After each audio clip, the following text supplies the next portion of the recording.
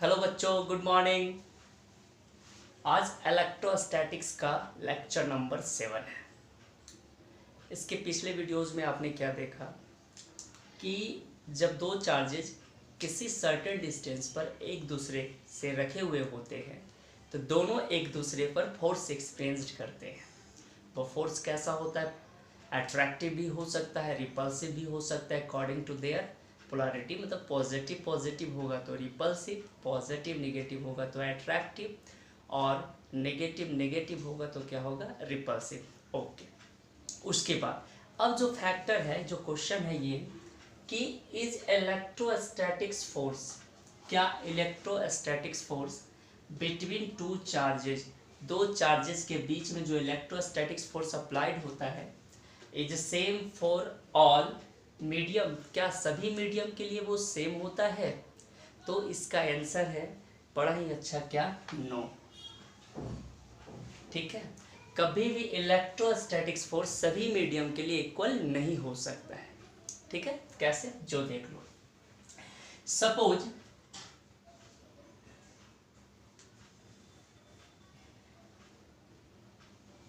दो चार्जेस है, एक Q1 और दूसरा क्या? Q2। दोनों एक दूसरे से r डिस्टेंस पर रखे हुए। ठीक है, अब क्या है, ये जो है ये सेंट्रलाइज फोर्स है, आपने पढ़ लिया था कैसा फोर्स है ये? सेंट्रल फोर्स होता है। Always act along the joining the क्या बाबू? Centre of two charges. Okay, ये दोनों जो है वो किस में रखे हुए? एयर में। ठीक, तो क्या है कि F बराबर इसका कूलम्ब्स लॉ क्या कहता है? K Q1 Q2 और डिवाइडेड बाई क्या? R square. ठीक है, ये देखो F बराबर K का वैल्यू कितना होता है? 1/4 pi epsilon 0 Q1 Q2 divided by क्या? R square. ठीक है, ये किसके लिए हो गया? एयर के लिए। अब सपोज एक मीडियम हमने मान लिया,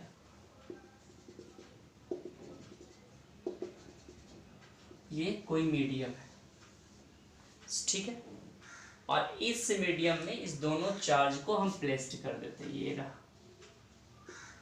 Q1 और ये रहा Q2। ठीक है, दोनों के बीच का डिस्टेंस भी सेम रखते हैं, है ना। लेकिन जैसे इसमें कूलम्ब्स लॉ लगाएंगे, F बराबर K Q1 Q2 divided by R square, तो क्या होगा? फॉर्मूले में थोड़ा ध्यान दोगे, F बराबर इसका आ जाएगा क्या?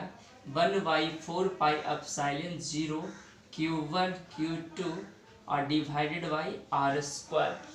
ऐसा नहीं होगा, क्यों? क्योंकि जैसे ही किसी मीडियम में आएगा तो इस मीडियम का एक रिलेटिव परमिटिविटी होता है, यानी एप्सिलॉन क्या होता है? R। एप्सिलॉन R क्या रहेगा? Relative permittivity. कैसा? Relative permittivity.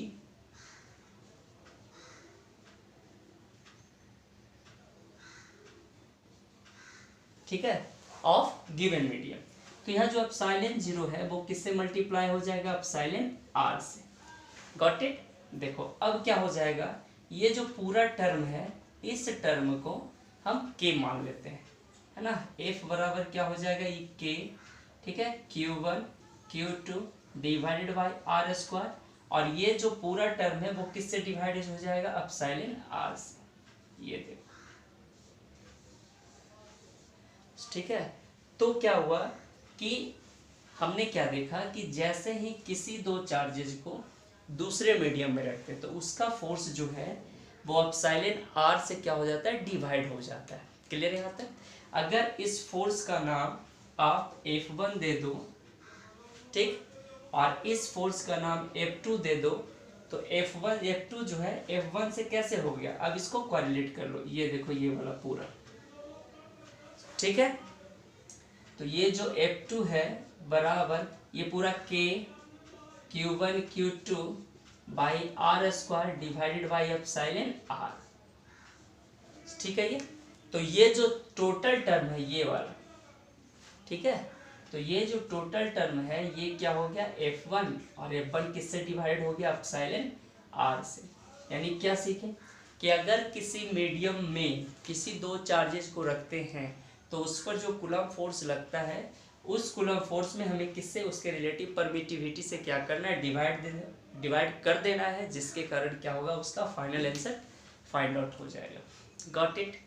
फिर से देखो, जब भी दो चार्जेस को किसी दूसरे मीडियम में रखेंगे, जैसे ये पहले एयर में रखा हुआ था, अब इसको किसी अनदर मीडियम में रखें, तो इससे क्या होगा कि इसका फोर्स और इसका फोर्स, यानी इस मीडियम में लगा फोर्स और इस मीडियम में लगा फोर्स, दोनों फोर्स क्या हुआ, डिसिमिलर आ गए, अलग अलग आ गए। वो क्या हुआ कि इसमें क्या था कि एप्सिलॉन जीरो जो था, बस एप्सिलॉन जीरो ही रह गया, लेकिन जैसे ही हम किसी मीडियम में लेके गए तो एप्सिलॉन जीरो इंटू एप्सिलॉन क्या हो गया, आर, यानी टोटल जो फोर्स है वो किससे डिवाइड हो जाएगा, एप्सिलॉन आर से। ठीक, अगर इसे क्या करना है, इसको समझने के लिए क्वेश्चन कर लो, समझ में आ जाएगा। ओके,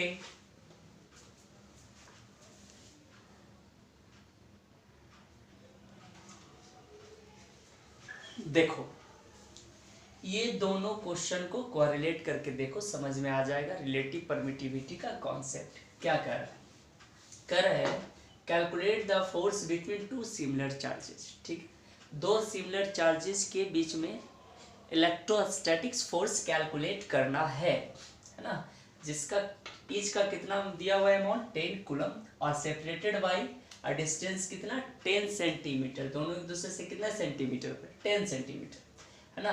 किस में रखा हुआ है, एयर में। ओके, यही क्वेश्चन सेम है, कर रहा है calculate the force between two similar charge, amount same है, 10 कूलम का ही सेम क्वेश्चन है, 10 सेंटीमीटर, डेटा भी सेम है। प्लेस डी सिर्फ ये कर रहा है कि किसी मीडियम में रखा हुआ है और उस मीडियम का रिलेटिव परमिटिविटी कितना मान लिया, 2। ठीक है, देखो इस क्वेश्चन और इस क्वेश्चन में बस इतना अंतर है कि ये एयर में रखा हुआ है और ये किसी मीडियम में रखा हुआ है जिसका रिलेटिव परमिटिविटी क्या है, 2 है। कंप्लीट क्वेश्चन को करते हैं, देखो क्वेश्चन कैसे होंगे। इसको मान लिया ये Q1, ठीक है, ये माना Q2, दोनों के चार्जेस कितना, 10 कूलम, और इसका भी 10 कूलम, दोनों के बीच सेपरेशन कितना, आर इक्वल टू 10 सेंटीमीटर, कितना, 10 सेंटीमीटर।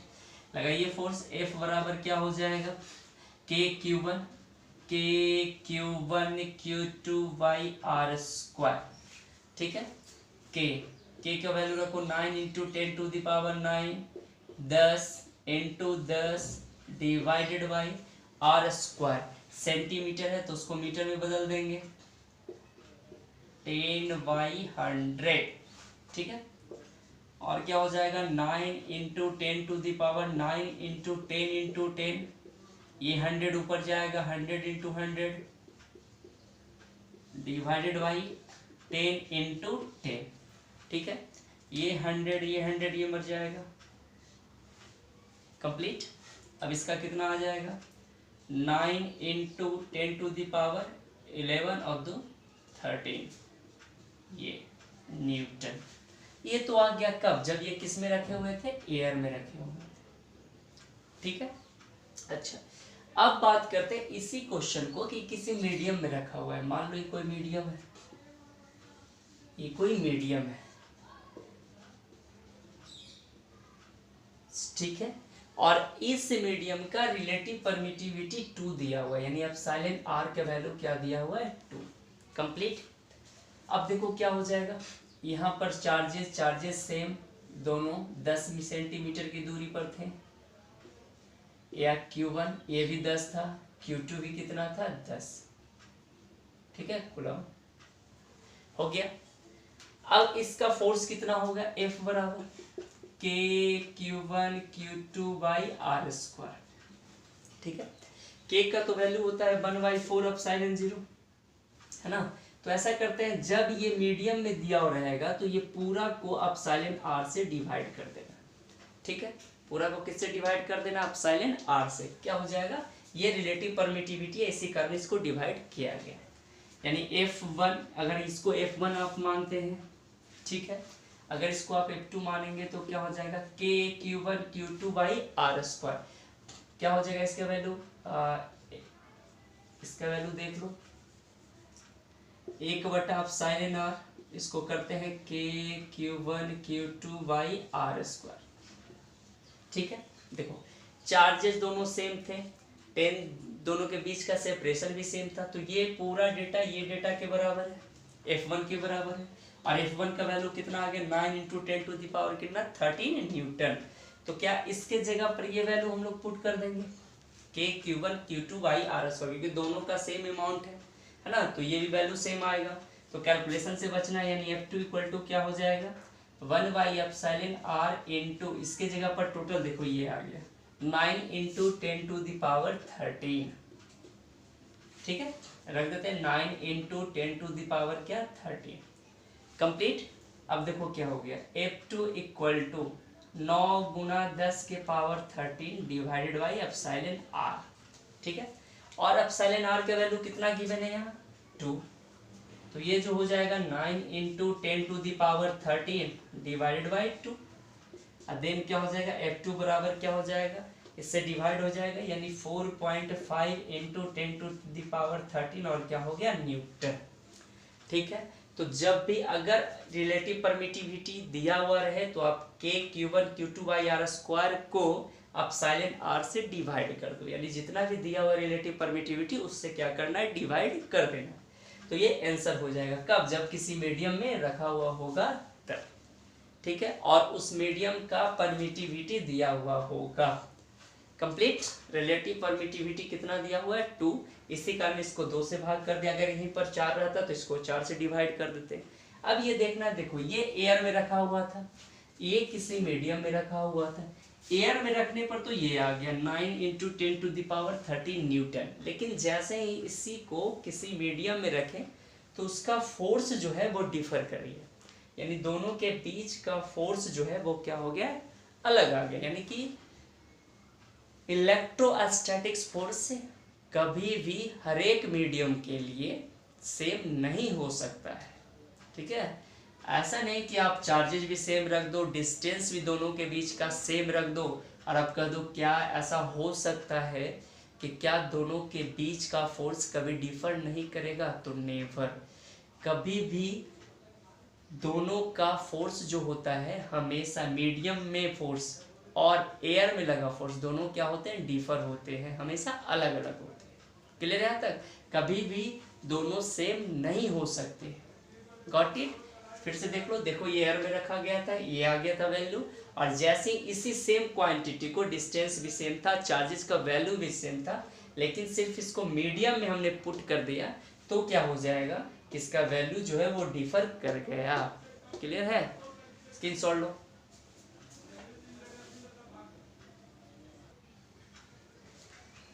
ओके बच्चों, देखो अब हमने जो अभी तक कूलम्ब्स लॉ पढ़ा वो कूलम्ब्स लॉ का स्केलर फॉर्म पढ़ा। स्केलर फॉर्म का मतलब क्या, ये जो फॉर्मूले थे कि जब दो चार्जेस एक दूसरे से किसी सर्टेन डिस्टेंस पर रखे हुए थे तो दोनों के बीच जो फोर्स का वैल्यू आ रहा था वो कितना आ रहा था, k(q1q2) बाई क्या, r²। क्लियर है यहाँ तक। अच्छा, तो ये क्या है कि एक्चुअली जो फोर्स होता है, फोर्स एक वेक्टर क्वांटिटी होता है। कैसा क्वांटिटी होता है, ये वेक्टर क्वांटिटी होता है। लेकिन हमने जो ये वैल्यू निकाला F = k(q1q2/r²), ये जो है वो कैसा फॉर्म था, ये स्केलर फॉर्म था। ठीक है, समझ में आ रही बात। इससे क्या है कि इससे तो ये मैग्नीट्यूड का पता चला गया कि चलो जी मैग्नीट्यूड निकलने आ गया कि कितना उसका मैग्नीट्यूड निकल गया, लेकिन इससे ये डिसाइड नहीं हो पाएगा कि इसका डायरेक्शन क्या होगा, किधर की तरफ होगा, Q2 की तरफ, Q1 की तरफ, या ऊपर या नीचे, जैसे भी हो, है ना। हालांकि फोर्सेस तो हमेशा क्या होंगे, लाइन ज्वाइनिंग पर ही लगेंगे, डायरेक्शन इसका तो होगा। तो इससे सिर्फ और सिर्फ मैग्नीट्यूड का ही पता लगेगा। किसका पता लगेगा, मैग्नीट्यूड का। लेकिन फोर्स आप पढ़े हो, आपने क्या पढ़ा है कि फोर्स कैसा क्वांटिटी होता है, वेक्टर क्वांटिटी होता है। तो वेक्टर में क्या क्या, मैग्नीट्यूड के साथ साथ क्या होता है, डायरेक्शन भी होता है। यानी वेक्टर क्वांटिटी क्या होता है, मैग्नीट्यूड एज वेल एज क्या होना चाहिए, डायरेक्शन।